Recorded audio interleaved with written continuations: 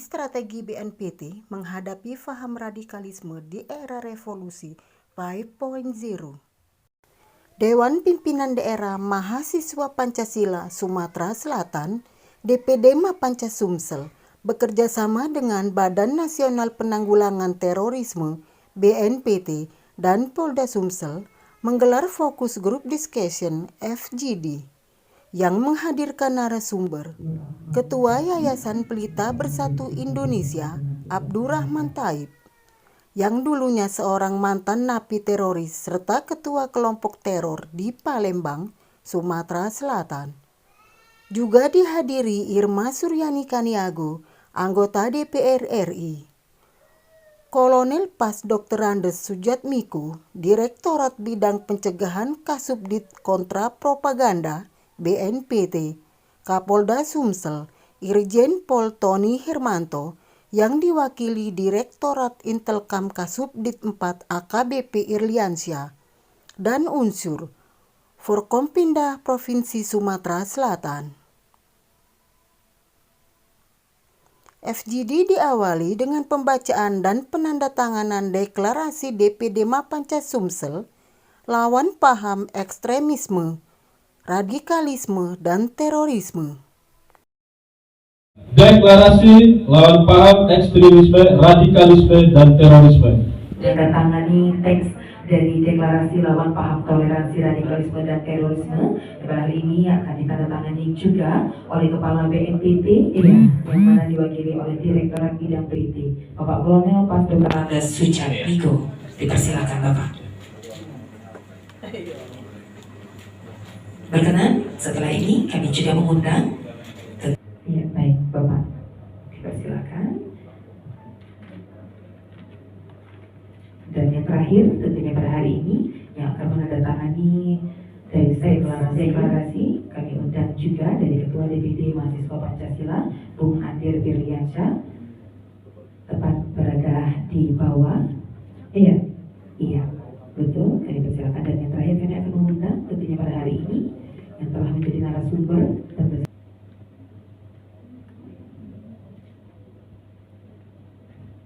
ketika pelaksanaan jihad, kita tidak cuma cukup modal semangat saja, perlu ilmu yang baik.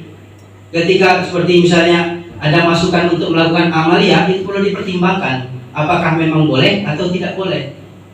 Tidak boleh kita hanya memandang ini sudah fardu ain begitu saja tanpa ada tahu penjelasannya. Nah, kebanyakan orang yang beramaliyah ini tadi yang di Indonesia ini pemahaman agamanya terbatas. Jadi mereka hanya mengikuti kebanyakan pendapat yang ada. Dan kebanyakan pendapat yang ada itu rata-rata yang masih tidak memikirkan baik dan buruk yang dilakukan. Akhirnya banyak kekeliruan.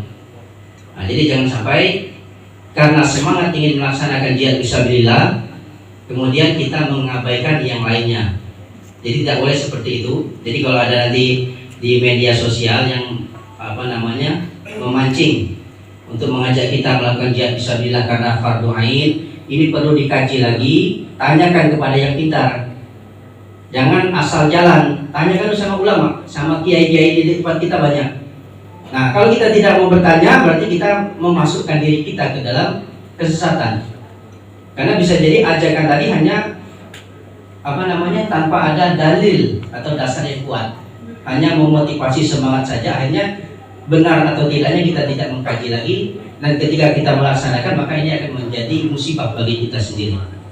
Jadi jangan-jangan nanti bukan pahala yang kita dapat ketika kita beramaliyah, tetapi justru akan mendapatkan dosa di sisi Allah Subhanahu wa Ta'ala.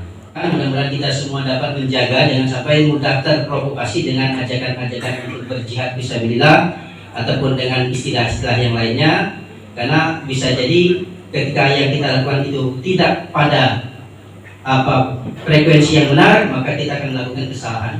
Banyak-banyak bertanya, jangan kita melakukan sesuatu yang tidak sesuai dengan hukum yang berlaku di dalam agama kita. Acara yang berlangsung di Grand Atiasa Convention Center Minggu 27 Februari 2022 menyasar kepuluhan perwakilan mahasiswa dari universitas yang ada di Sumsel dengan mengusung tema pentingnya pencegahan radikalisme dan terorisme bagi generasi 5.0. Saya bangga terhadap DPD Mampancas Sumatera Selatan yang sudah menyelenggarakan diskusi publik terkait dengan terorisme dan radikalisme. Saya berharap seluruh pemuda-pemuda Indonesia mengikuti jejak Mampancas Sumatera Selatan untuk bersama-sama bisa menjaga NKRI di bawah bersama-sama dengan seluruh Mapancas di seluruh Indonesia. Hidup NKRI. Baik, kami dari Badan Nasional Penanggulangan Terorisme Republik Indonesia, juga dari aparat kewilayahan, dari Polda dan Puspangpol dan lain-lain menghadiri acara yang digagas oleh DPD Mapancas Sumatera Selatan. Kami mengapresiasi kegiatan ini karena kegiatan ini itu bisa kita lihat bahwa ini adalah bukti bahwa kalangan mahasiswa atau organisasi ini sudah mempunyai kepedulian terhadap bahaya baik itu intoleran, radikalisme maupun terorisme. Nah, kemudian kami ini datang dari Jakarta karena kami mengapresiasi di sini menunjukkan bahwa negara hadir seperti yang dicanangkan oleh Kepala Badan Nasional Penanggulangan Terorisme, bahwa pencegahan yang kita laksanakan ini kita mempunyai konsep namanya pentahelik. Artinya dalam menyelesaikan pencegahan radikal terorisme kita harus menyertakan atau mengikutkan multi pihak, baik itu pihak pemerintah, kemudian media, komunitas, dunia usaha, dan lain-lain bersama-sama untuk menyelesaikan terkait dengan meluasnya atau proses radikalisasi paham radikal dan terorisme, dengan harapan agar paham radikal dan terorisme ini dapat kita reduksi dan masyarakat secara luas, seluruh masyarakat mempunyai daya tangkal yang tinggi terhadap keterpengaruhan paham radikal dan terorisme sehingga bisa meredam aksi tindak pidana terorisme. Upaya penangkalan di era 501 kita harus bersama-sama duduk bersama, memberikan pengertian bahwa bahaya ini melingkupi kita semua, baik itu di ruang publik, di dunia pendidikan, di kampus.